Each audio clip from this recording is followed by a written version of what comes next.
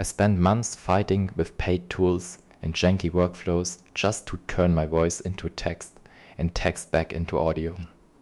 After enough frustration with SuperWhisper's paywalls, Whispering's broken clipboard support, and ElevenLabs subscriptions, I built VoiceBridge. It's a free, local, cross-platform CLI that runs Whisper and VibeVoice on your own hardware with proper workflow integration. This is the story of why that mattered and how I built it. The problem started simple enough. I was messing around with OpenAI's Whisper model and VibeVoice on my PC one weekend. Both worked beautifully. Fast transcription, clean audio generation, all running locally on my RTX 5090. No cloud dependencies, no subscription fees, no privacy concerns. Just me and the models. Then I tried to use them for real work. That's when things got messy. I wanted to dictate a quick email, transcribe a podcast interview, have my computer read back a draft I'd written. Basic stuff, the kind of workflow that should just work. On macOS, you hit a hotkey and dictate. Text appears under your cursor. Simple. But I wasn't on macOS, and even if I was, the dictate function absolute sucks. So I went hunting for alternatives.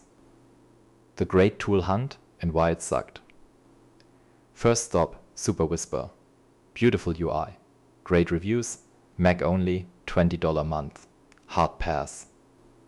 Next up, Whispering for Windows. Finally, something that ran local models. I installed it, tested it, and immediately hit a wall. The copy to clipboard feature didn't work. The insert under cursor feature also broken. I transcribe something and then have to manually copy-paste it like some kind of cave person.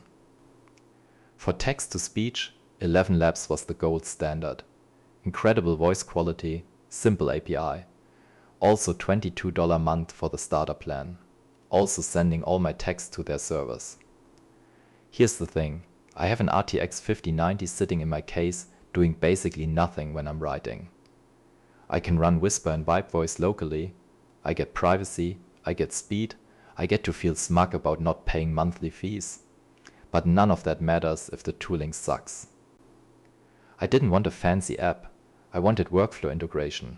I wanted to hit a hotkey, talk, and have text appear under my cursor. Copy text to my clipboard and have it read aloud.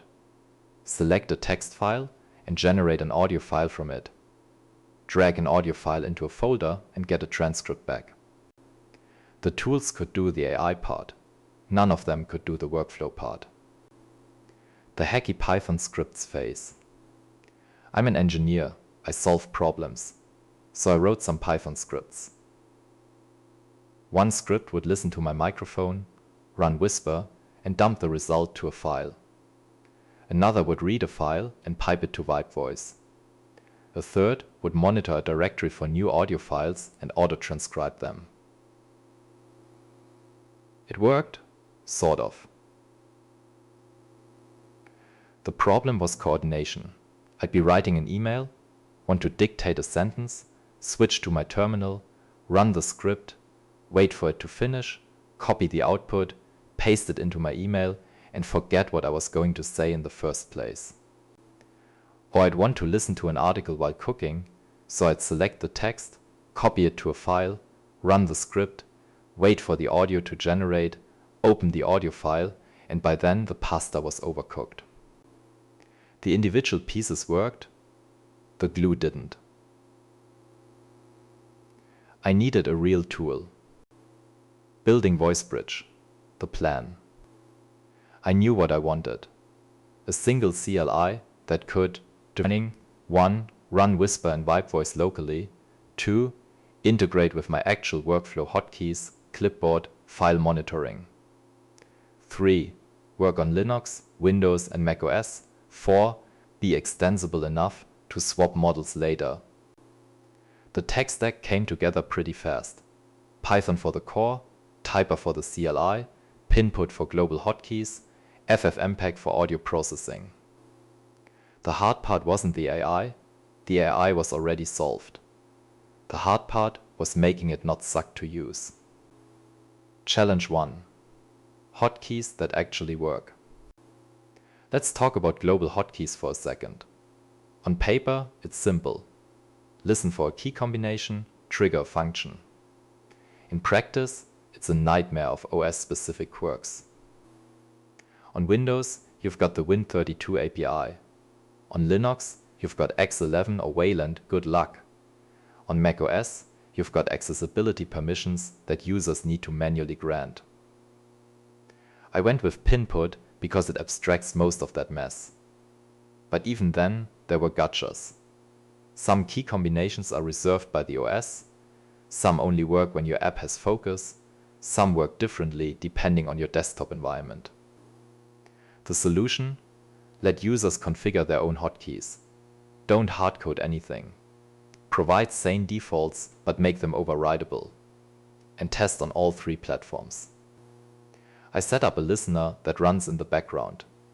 When you hit the configured hotkey, it starts recording from your microphone. When you release it, it stops, runs Whisper, and either copies the result to your clipboard or inserts it under your cursor. That last part, insert under cursor, was the trickiest. On Linux, you can use xdotool. On macOS, you can use AppleScript. On Windows, you can use PyAutoGui. Each one has its own timing quirks and edge cases. But once it worked, it felt like magic. Challenge 2. CLI design that doesn't require a PhD. I love a good CLI. I hate a bad one. A bad CLI makes you memorize flags.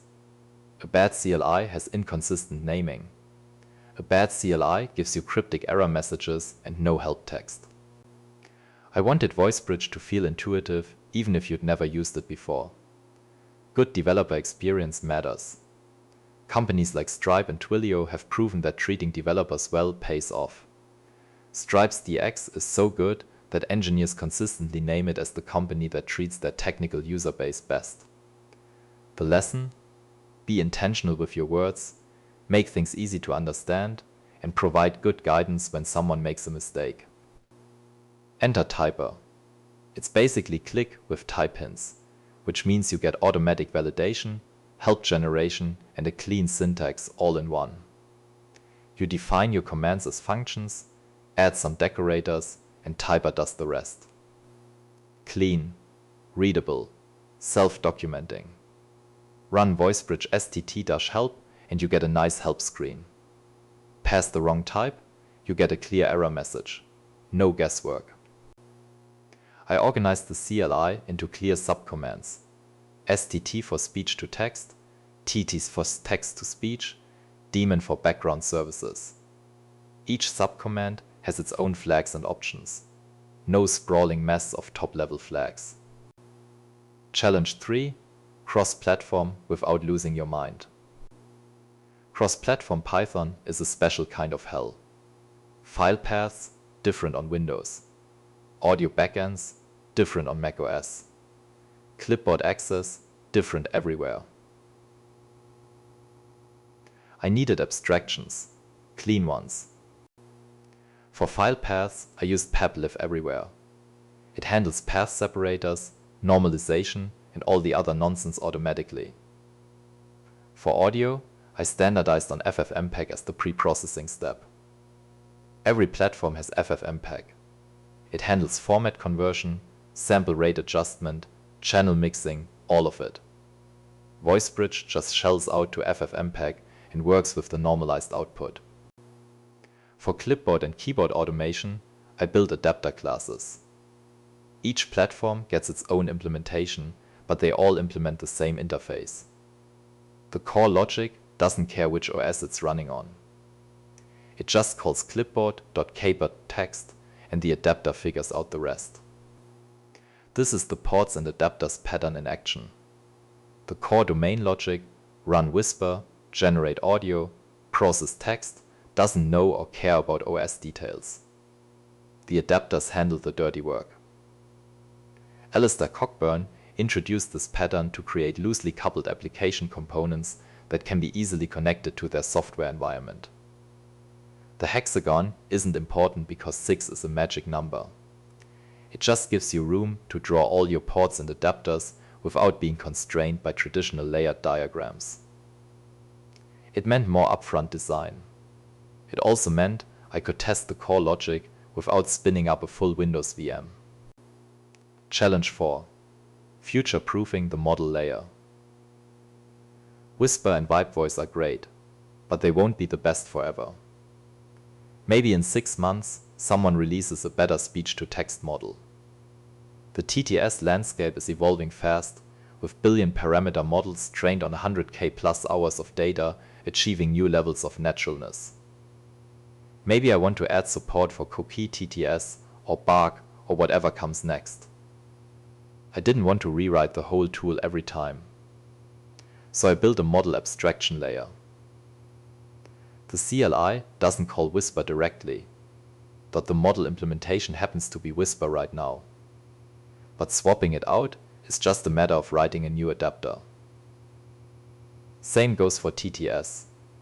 Right now it's VibeVoice, tomorrow it could be something else. This is the kind of design decision that feels over-engineered when you're writing it and brilliant when you need to extend it later. Challenge 5. Handling the daemon process. One of the killer features I wanted was background monitoring. Drop an audio file into a folder, get a transcript. Copy text to your clipboard, hit a hotkey, hear it read aloud. That required a daemon.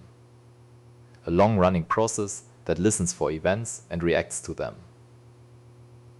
Python daemons are straightforward until you need to stop them cleanly. You've got signal handling, cleanup routines, state management. Get it wrong and you leak resources or corrupt files. When you send a sig term or hit Ctrl+C, the daemon finishes its current task and shuts down cleanly. No orphan processes, no half-written files. I also added a PID file so you can check if the daemon is running and stop it from another terminal. Basic stuff, but it makes the tool feel polished. The result, a tool that feels right. After a few weeks of evenings and weekends, I had something that worked. Not just technically, but ergonomically. I could write an email, hit a hotkey, dictate a paragraph, and keep typing. No context switching. I could select a blog post, copy it, and listen to it while I made dinner. I could dump a podcast episode into a watched folder and get a transcript in the morning. It felt like the tools I'd been using should have felt all along. And because it's open source, other people started using it too. They filed issues, they suggested features, someone added support for custom voices, someone else added batch processing. The abstractions I built to make the code maintainable also made it easy for others to contribute. What I learned. Building VoiceBridge taught me a few things. First, workflow integration matters more than model quality. The best AI in the world is useless if it's a pain to actually use. Netflix and Spotify both figured this out years ago. They have entire teams dedicated to developer productivity, measuring and improving engineering workflows. Netflix's 80-person developer productivity engineering team owns everything from build to test to CI. They measure success by how fast developers can ship. Workflow matters. Second, cross-platform support is worth the upfront investment. Yes, it's harder to build, but it means your tool is useful to more people. And the abstractions you build to support multiple platforms make your codebase better. Third, CLIs don't have to suck. With tools like Typer, you can build interfaces that are both powerful and approachable.